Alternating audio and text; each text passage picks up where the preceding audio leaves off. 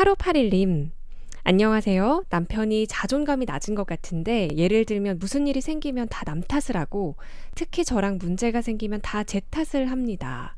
자존감 낮은 사람을 어떻게 대해야 할까요? 하셨고요. 6471님, 저는 누가 저에게 서운하게 말하거나 대한 것에 대해 자꾸 집착하는 습관이 있어요. 쿨하고 싶은데 잘 안 되네요. 저의 고쳐야 할 부분인데요. 어떻게 해야 좀 더 나아질 수 있을까요? 하셨습니다. 네, 자존감 낮은 문제를 고치는 방법은 참 어렵죠. 그래서 오죽하면 책이 한 권 나오겠어요. 가장 잘 팔리고.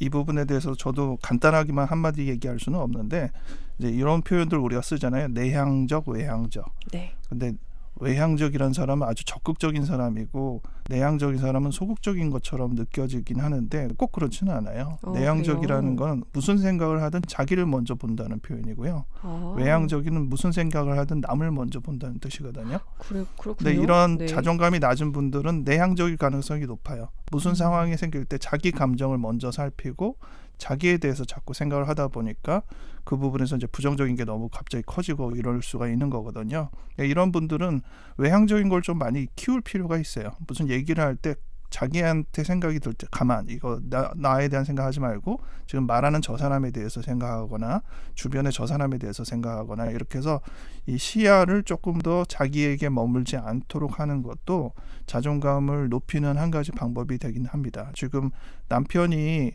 그렇게 자존감이 낮을 때 남 탓을 한다고 했잖아요. 네. 그것은 남을 신경 써서 남 탓을 하는 것이 아니라 자기의 마음, 내향적인 자기의 마음을 그냥 밖으로 던져버리는 거거든요. 진정하게 남을 관찰하는 게 아니에요. 그래서 그런 부분 좀 수정하면 오히려 자존감도 높아지고 다른 사람에 대한 관찰력도 높아집니다. 네. 그 6471님은요. 누가 서운하게 한 거나 대한 것에 자꾸 집착하신대요. 어떻게 하면 나아질 수 있을까요?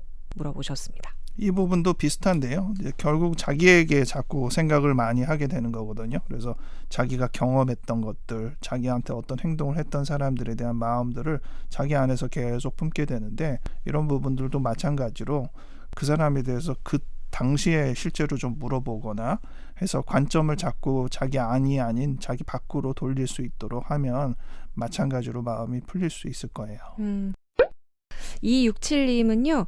저는 늘 문제를 직면하지 못하고 내일로 미루는 습관이 있는데 내일에도 또다시 내일로 미루고 늘 미루고 있어요. 어떻게 하죠? 하셨네요. 여기 두 가지 표현이 나왔는데요. 미루는 게 일단 표면적인 거니까 어떻게 하면 안 미룰 수 있느냐라고 처음에 생각하게 되긴 하는데 더 중요한 거 잘 적어주셨어요. 문제를 직면하지 못한다고 했거든요. 그래서 직면하는 훈련을 먼저 해야 됩니다.